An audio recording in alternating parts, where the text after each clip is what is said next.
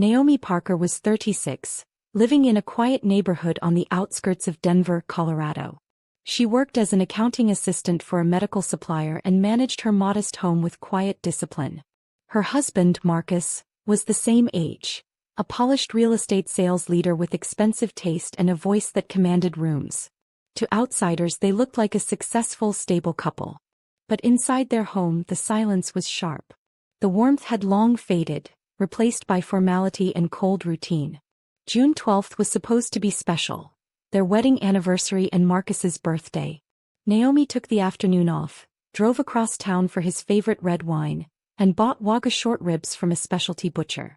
She decorated the balcony with string lights, laid a white tablecloth and set the silverware in perfect order.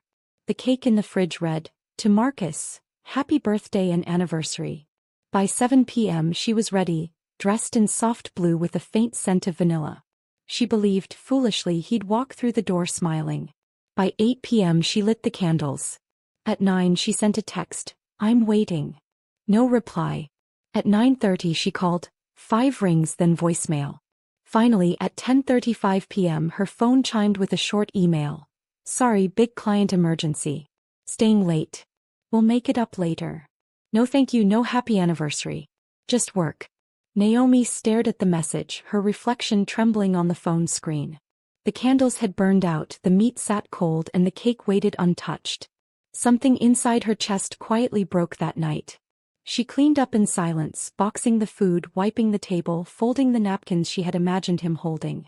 Then she lay down fully dressed, unable to sleep. It wasn't the first time Marcus came home late. It wasn't the first time she waited in vain. But this time the coldness felt final, like a door quietly shutting in her heart. The next morning she went to work, pretending everything was fine. But the world around her felt different. Empty, like someone had stolen the color from her life. By noon she couldn't resist calling his office. The receptionist hesitated, then said softly, "Oh? Marcus resigned 3 days ago. Didn't he tell you?" Naomi's blood ran cold. "No," she whispered. "No, he didn't."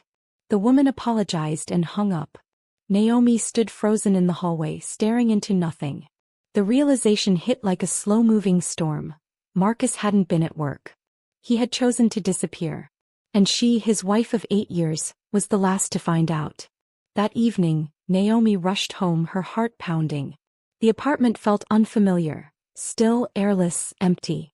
Then she saw it, a missing pair of brown leather shoes from the rack. She called out, "Marcus," but the only reply was silence. When she reached the bedroom, her world tilted. Marcus was there, packing a suitcase. Shirts, suits, ties, all thrown in hastily. "What are you doing?" she asked, voice shaking. Without looking up he said flatly, "I'm leaving. Got a new job in Albuquerque." Naomi froze. "You quit your job and didn't tell me?" Marcus zipped the suitcase. "I've made my decision." Then he handed her a folder. She opened it, confused.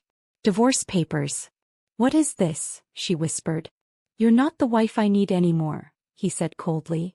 "You've changed." "Changed?" Naomi's voice cracked. "I still cook, clean, work full-time. You only cook on weekends," he interrupted. "The house is dusty. You're not attentive." Naomi stared at him, speechless. "You ignore me," she said finally. "You come home late and I still wait for you." Marcus sighed impatiently. "Stop making excuses. A real wife doesn't need reminders." Naomi laughed bitterly. "A real husband doesn't treat his wife like an employee." He didn't reply.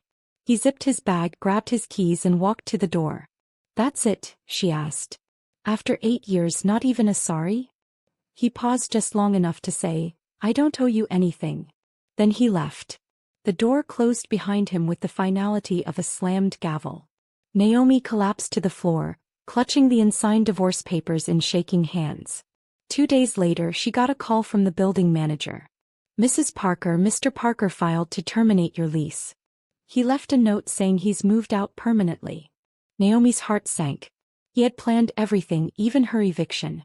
That night she sat in the living room, surrounded by furniture bought under her name. Everything was still there, except him, except love. She didn't sign the divorce papers immediately. They sat on the table for days, staring back like an open wound that refused to heal. Then came the invitation to her high school reunion at Moonlight Brewery. Naomi almost deleted it. She didn't want to face anyone, not after everything. But that Saturday night she stood in front of the mirror, saw her tired reflection and whispered, "I still exist." She put on a black dress and a deep red lipstick. No jewelry, no show, just dignity. At the brewery, laughter filled the air. Then a warm voice said, "Naomi Parker?" She turned. Daniel Brooks, the bassist from her old school band, smiled gently. "You haven't changed much," he said. Naomi smiled faintly. "You too, just more beard." He laughed. They talked about life, about divorce, about starting over. "What about Marcus?" Daniel asked softly. "We're done," Naomi said simply. No tears, no self-pity. He nodded respectfully and changed the subject. That small gesture, not asking for details, felt like the kindest thing anyone had done for her in months. That night as she drove home, an old Whitney Houston song came on. The lyrics pierced through her chest. At home she finally stopped pretending. She remembered the dinners left cold, the unread messages, the excuses. "He was never too busy," she whispered to herself. "He just didn't care." The next morning as sunlight hit her kitchen, her phone rang. "Marcus." She hesitated, then picked up. "You should start packing," he said bluntly. "I terminated the lease." Naomi exhaled slowly. "You could have asked if I had somewhere to go. You're an adult. Figure it out." "Good," she said calmly. "I'll sign.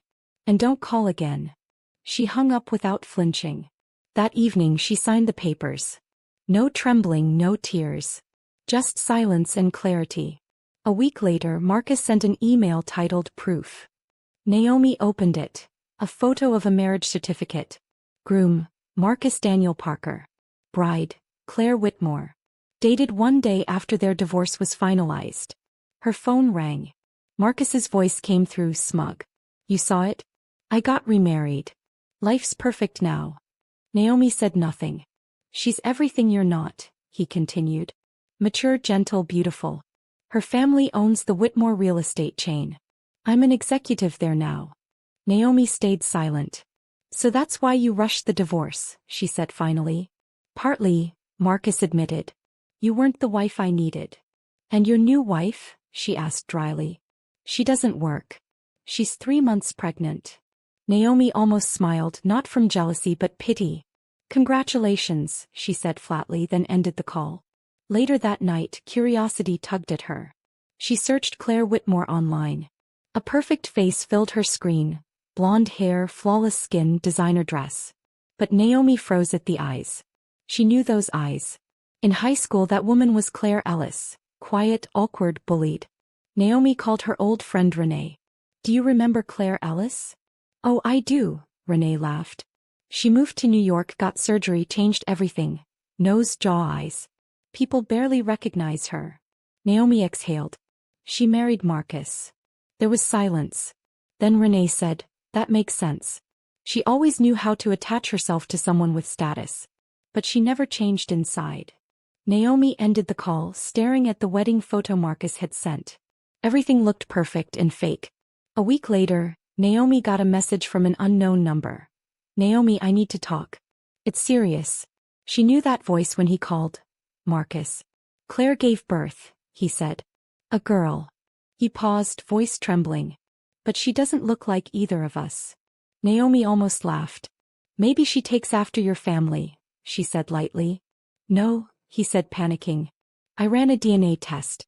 She's mine, but I don't understand." Naomi leaned back, smiling faintly. "Do you still have your high school album, Marcus?" Silence. "I found it while cleaning your old desk," Naomi said. "A curly-haired boy with crooked teeth and acne. Took me a moment to realize it was you." Marcus exhaled shakily. "I changed," he said defensively. "Out of insecurity." "No," Naomi replied. "You changed to erase who you were. But genetics don't lie." Silence hung heavy. "You think I'm ashamed of my past?" he asked. "No," she said. "I just pity the child who'll grow up around parents who hate their own reflections." Marcus confessed quietly, "Claire won't hold the baby.